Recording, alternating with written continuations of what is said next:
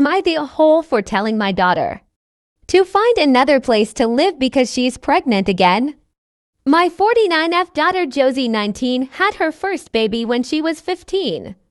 My husband and I were devastated at first because we knew this was going to be a very difficult path for our daughter.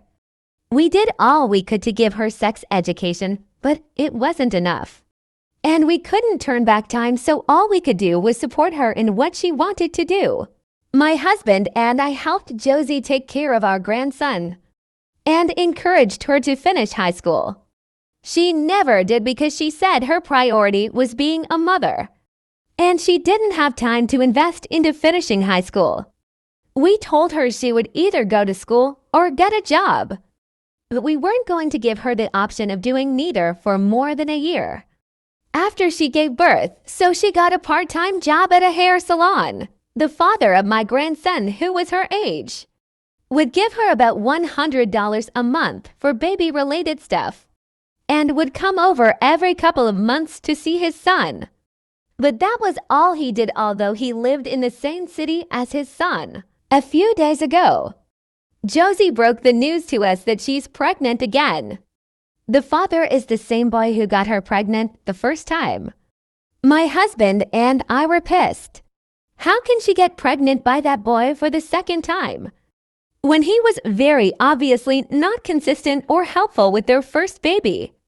And with Josie living with us rent-free, and us having to take care of my grandson for her so she can work, go out, etc.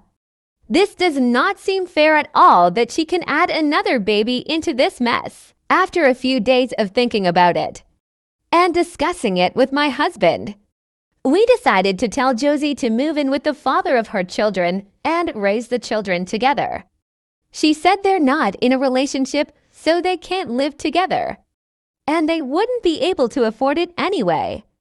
I told her she needs to figure something out, because my husband and I are not willing to raise another baby for her. She said, "You're never satisfied with anything I do. You told me to get a job, so I did. And now you're complaining that you had to raise the baby? You wouldn't have had to if I didn't have to work. I can't do both things at once. And I definitely can't raise two kids on my own and work. What 19-year-old can do that?" I replied, "We tried to teach you how to be responsible after your first baby, and we did all we could to be there for you. You clearly haven't learned a thing. And it's not our job to keep picking up after you, so before your baby arrives, discuss living arrangements with the father and figure something out." She has been crying and not talking to us since.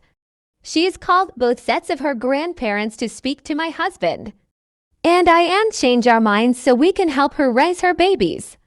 My husband's parents think we're being very harsh and punishing her for something that's already happened, which isn't helpful.